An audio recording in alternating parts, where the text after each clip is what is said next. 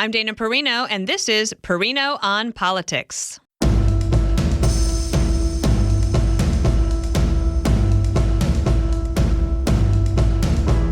With many Democrats calling for him to drop out, President Biden needs to keep his friends close and his frenemies even closer. Welcome to Perino on Politics, where I call my smart friends and find out what's on their minds about the state of American politics. So joining me back on the podcast today is my friend, Fox News chief political anchor Bret Baier. You can listen to his podcast, the Bret Baier Podcast, here on Fox News Audio. And you can watch him on Special Report with Bret Baier. Of course, that's 6 p.m. Eastern. And my goal every night, Bret, is to walk home quickly enough to get after the 5 to make it in time for the panel without having to rewind. Nice. I like that. It makes me walk a little faster. Yeah, we'll try to slow it down for you.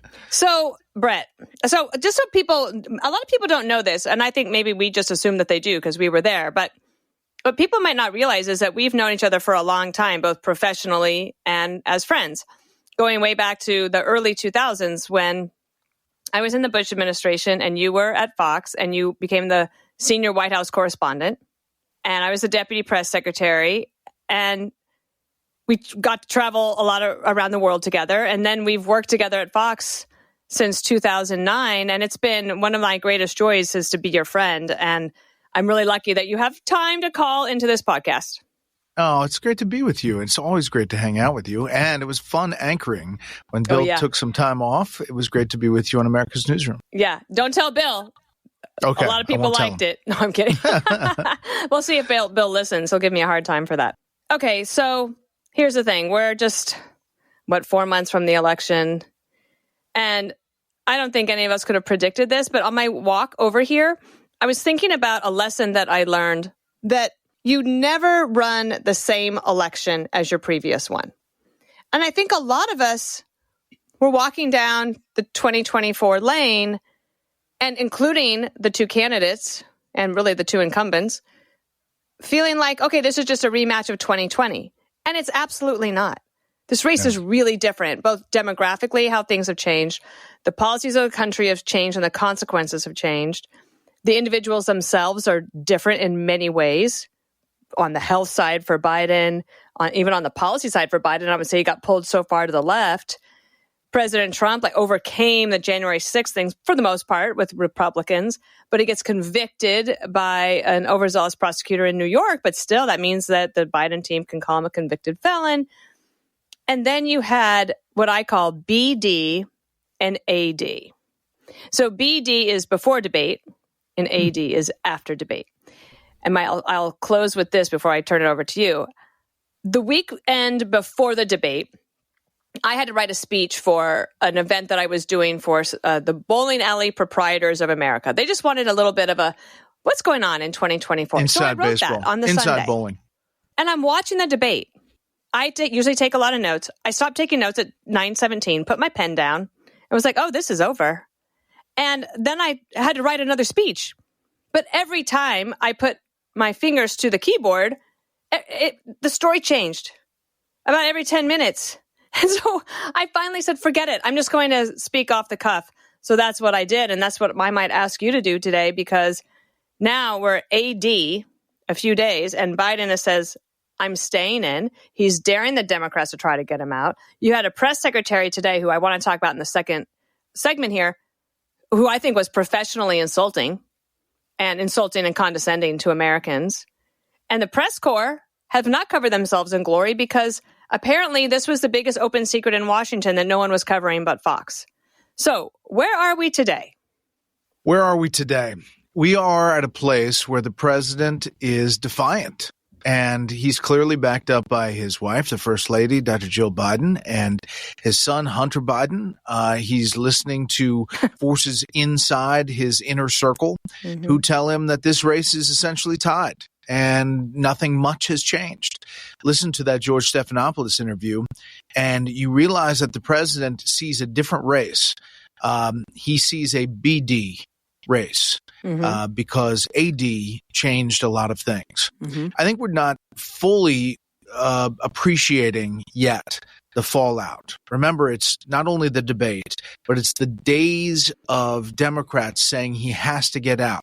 When Joe Scarborough said something has to change, this is untenable, he can't win, something to that effect. Mm-hmm. And now today is saying and lambasting other media and pundits for not giving President Biden a chance. It is quite something. It's almost like whiplash. You watch some of these folks change their tune. It's strange, too, to feel like, how does Biden still have that much juice? Because in the days after, in AD, 2 days later, you had someone inside the White House. Now, it's an anonymous source, but they didn't deny it. Someone inside the White House calls Axios and says, President Biden is only dependably engaged between 10 a.m. and 4 p.m. And to me, I said, I cannot believe we're having a question of, is he going to be the nominee? Is he going to be the candidate? Is he going to be the president for the next 4 years? I'm thinking, how can he be the president right now? I think that's a really good question. And I think you saw in the briefing today frustration, real, honest frustration from reporters who, one, realize they haven't covered the story effectively up until now, but two, are smelling blood in the water. And when as you know, a press secretary says one thing and then has to walk something back or says some other fact that she left out before, it opens the door to a lot of piranha to go after that chum in the water. And that is, the answers that they're looking for. The Parkinson's expert who visits the White House, she wouldn't acknowledge that person's name, said was seen by a neurologist. When he does the Stephanopoulos interview and he holds a pen, as we've seen him do before, he's not writing any notes. He doesn't have any pad. He's holding the pen so that he can avoid, most people believe, shaking or doing something with his hands that is indicative of the beginning of Parkinson's. I'm not saying he has it, but it is just something that has been talked about. Listen, we are at the cusp of what I think will be a story that changes 6 more times before we get to the DNC and maybe convention. By this weekend when I have to write another speech. Just kidding. I don't have another speech, but I felt like, I don't know. People are asking me in the speech what's happening. I'm like, I have to go check because there must have been something that happened. It reminds me of something when you bring up the press secretary saying one thing and then having to walk it back. I don't precisely remember the issue, though I could kind of remember it, and I remember the time frame, so I could maybe be able to get there in my mind, going back to when I was in the press office, either as deputy or press secretary. But I definitely was going to be briefing that day. And in the senior staff meeting, I said, I'm going to need an answer to the following question. And it was a foreign policy related. And so I get an answer. I was like writing down. Okay, so I'll do that. But I always double checked. Okay, so I have that. So, okay, fine. Then I'm walking out of senior staff meeting and somebody that I work with leaned over to me and he said, I wouldn't say that if I were you. And all my antenna went up because I thought, I don't know what he knows, but I will find out. But what I say today might not be true, 2 days from now. And I would never, ever want to put the president in a position of having to walk something back, let alone myself. But this is a reflection on him. And think about all these times. Just think about hindsight being 2020. It drives me nuts when the president would stand outside of Marine One and try to answer shouted questions like Trump did, but he doesn't have the projected voice to be able to carry that off. And so the White House would say, oh, he took questions from the press today. I mean, I am actually find myself kind of professionally insulted by the room where we used to work. I know. And it's really amazing that they've gotten away, if you would say getting away with it this long without being criticized that much. I mean, had this been, through the prism of a different administration, I think there would have been a lot more press coverage about kind of the hidden president. He hadn't done a lot of interviews one-on-one. Never done one with any of the major papers, and they don't put up a stink about it. I know. And so, it all starts to add up. Right now, he's at a place where he's supposedly going to be out and about and very vigorous. We'll see. I mean, you have one more stumble. I don't know what happens. I think. How do you explain to people that the polling? I mean, I have a theory, and I talked to a smart friend who told me, somebody who'd been on the podcast before, Dawn Stewart, but the polling has remained pretty consistent. Yeah, I think there's been some shifts in some of the states that we've seen so far. Pennsylvania heading towards Trump, a few others. And Biden has to win Pennsylvania if he's going to win the presidency. Yeah, Wisconsin is pretty tight. It had been Biden, and now it's, neck and neck or even a slight Trump lead. But you're right. I mean, largely it's not big swaths changing. And I think that they've done an effective job in the threat to democracy and also abortion. And there's a real big threat about, Project 2025 Tell and what people that about, means. Can you describe Project 2025 for people? I've been paying attention to that for the past year or so. And I thought this is either sanctioned by the Trump campaign or not. Turns out it was not, but now the damage might be done. Yeah, I mean, basically it's a think tank effort to envision if they could have everything they wanted, what would they do and how would they do it? And, they even got very detailed and wrote executive orders that they would suggest the president sign on the first day. Yeah, when you start doing that in an environment where, you are not running away with it, and you still need to get after independents and suburban women, and some of those things are not that popular with that crowd, that's a dangerous thing when you're talking about elections. Mm-hmm. So you saw the former president try to back away and say, that's not my deal, and others being asked about it saying, think tanks are going to think. Mm-hmm. But, it may have been generated somewhat in some coordination. We don't know. What do you hear from, or not, or just surmise from Barack Obama sort of reluctantly getting in a little bit late and doing that big fundraiser with him here in New York and then in LA? But his top campaign people, I don't think they're speaking for Obama, but I think they are speaking with somebody familiar with his thinking. And you have somebody like a David Axelrod who ran the campaign for Obama saying, he's all but said Biden has to go or we're going to lose everything. Yeah. And there's some other big names that are on the record saying the same thing. And, one phone call to Morning Joe, and today Karine Jean-Pierre said it wasn't scripted, but maybe not scripted, but I bet you there were a bunch of notes and maybe a whiteboard as he's on the phone. That's not going to solve everything. We obviously have asked for interviews and more impromptu things that he can do probably helps him if he does them well. But there's a chance he doesn't do them well because we've seen all of the things he's done up until now.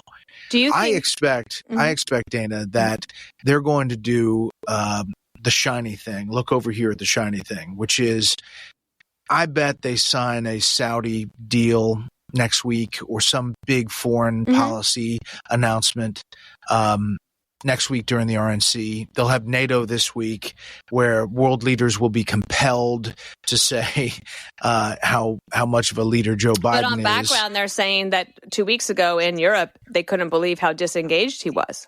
Yeah.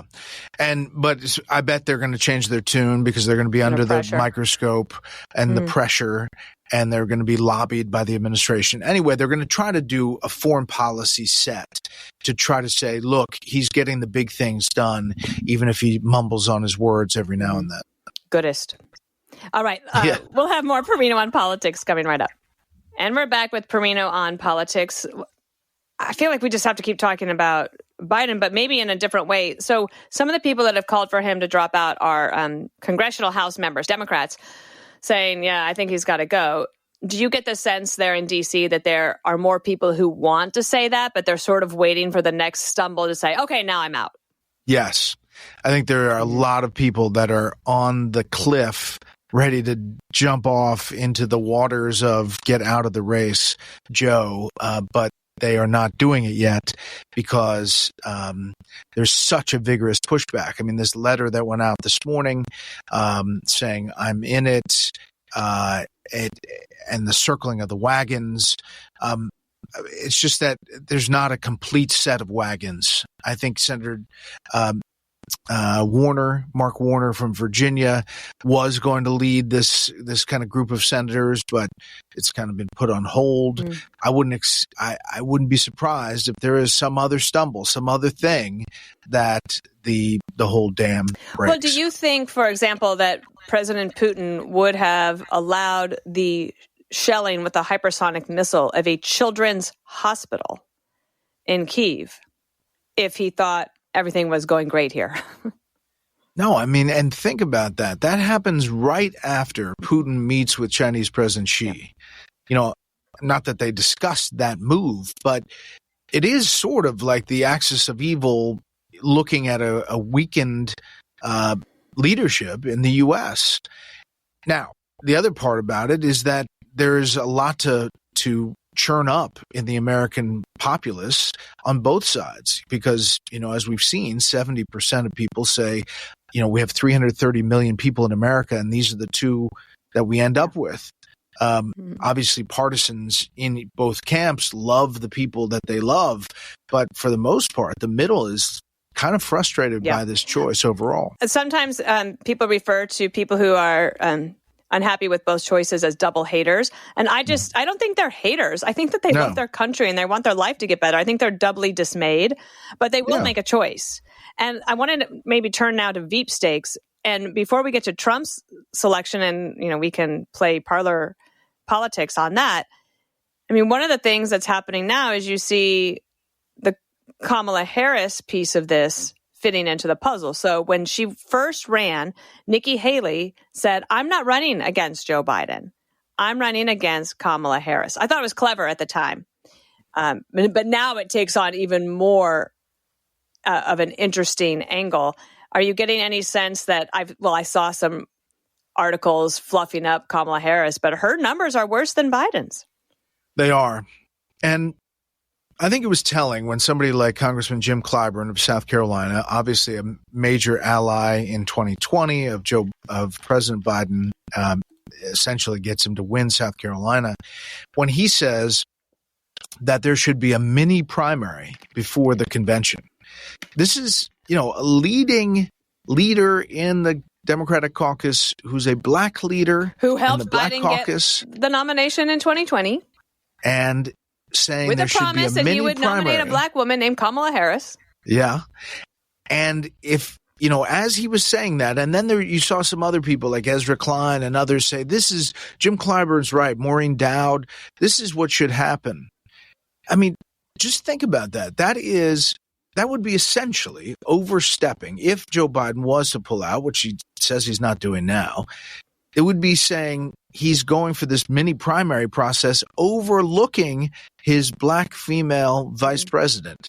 Now, she can compete, Clyburn says, and she'd likely do well, but to leave this process open, I just think that might really it's so turn crazy off. Because some people in Hollywood are pushing this. They don't want to push for Biden anymore. Like Abigail Disney says, no more money. A lot of people mad at Katzenberg saying, oh, so you're trying to just do Weekend at Bernie's on all of us? But I was thinking about when somebody like that says, oh, well, they'll just have a contested convention and it'll all work out. I'm like, guys, that's 5 weeks away. And that would be like me saying, oh, I'm just going to write a screenplay, cast a film, put it all together and release it on August 17th, right before the DNC. It's preposterous. It's preposterous. The other thing, Dana, is just the choice of this White House to do certain things. Mm-hmm. In the post-debate, the AD time, he does a Medal of Honor ceremony for Civil War Medal of Honor recipients. Mm-hmm. You're being tagged by being too old. Right. And then you have a Civil War event at the White House for the families of the heroes in the Civil War. Now he's going to give a speech at the LBJ Library on the anniversary of the Civil Rights Law. That's right. LBJ, the guy who got out of the presidential race in 1968 and went to, guess where? Chicago. Yeah. And it threw the whole thing up in the air and became a giant mess. I hope I live long enough to read your book about this. Because for those who don't know, Bret Baier writes wonderful history books. And I do think that if you're interested in the 1968 convention, I commend to everybody. Eli Lake did a podcast on the Honestly podcast. It was excellent. And it's half an hour, and it gives you this background of 1968 on things that I'd forgotten or maybe never even had heard. It was very, very helpful. But while the Democrats sort themselves out, when do you think we will get a vice presidential pick from Donald Trump? And do you believe that the short list we hear about, Marco Rubio, J.D. Vance, Doug Burgum, I don't know, who else should I add? Tim Scott. Yeah, I hear less of that, but I really have no idea. It will come before next Monday. So it feels like the Trump campaign and the Biden White House are a little bit of a game of chicken on when this announcement is going to be made. But any insight there? I think they have enjoyed the Biden news cycle, and they really don't want to step on it. I also think that there's wisdom in keeping your mouth shut. Yeah, there is this apprentice-like build-up to this decision, which is getting a lot of attention. Mm-hmm. I wouldn't be surprised if it waits all the way to Milwaukee, Wednesday night, Thursday night.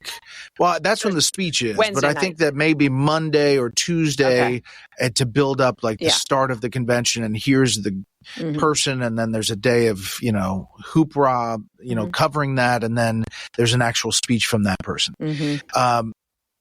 I also wouldn't be surprised if it's outside our list. I know. I think so, too. I think it could be a big surprise. Glenn Youngkin? Yeah, he would be. Yeah. He would be a big surprise. I think he might be too tall, but it is Virginia. Imagine if I were president and that was one of my requirements, that you couldn't be taller than me as my vice president.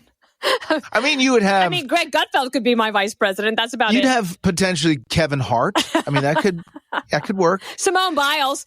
Yeah, Simone Biles. She's only 4'8". I read the other she's 4'8". I couldn't believe that. All right, we'll be right anyway, back. I think there could be a surprise there. You're right. I wouldn't put it past him. We will be right back with more Perino on Politics. And welcome back to Perino on Politics. Brett, this is a segment where I ask two things. Okay. One is a question I asked social media today, and I got a great one from a friend of mine, and I believe you know Rich Goldberg. Oh, sure. From the Foundation of the Defense of Democracy. Yeah.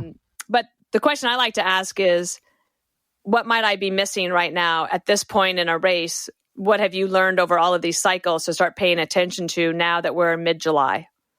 You're not missing it, but I think that people start really plugging in right about now. A lot of people always said Labor Day was the time. I actually think towards the end of summer, we always thought that it was too early, that people weren't paying attention. I think they're really paying attention now with President Biden. Is that and all partly the things because that people send their kids back to school, and so now it's like you're paying all the fees, writing the checks, getting them ready to go back to school, and the economy and the high prices is still the number one issue?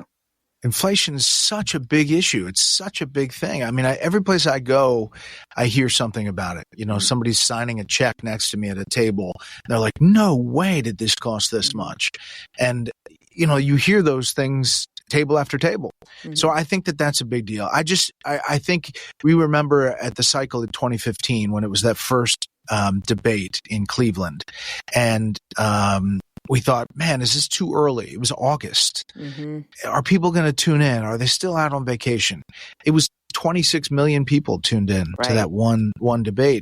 I just think that people are engaged now, especially with what's going on. And why do you think, I just maybe gives ourselves a little pat on the back, but I always say I'm not a very competitive person, but I love to win.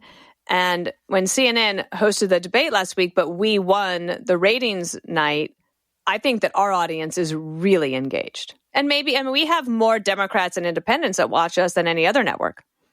I think, again, not patting ourselves on the back, but we do have a mix of voices, and we have different perspectives, and we have very smart people that know a lot, not just from one partisan thing. If you learned anything over the coverage of this Biden health issue, AD, after the debate, it's that there were people that were clearly telling you there's nothing to see here.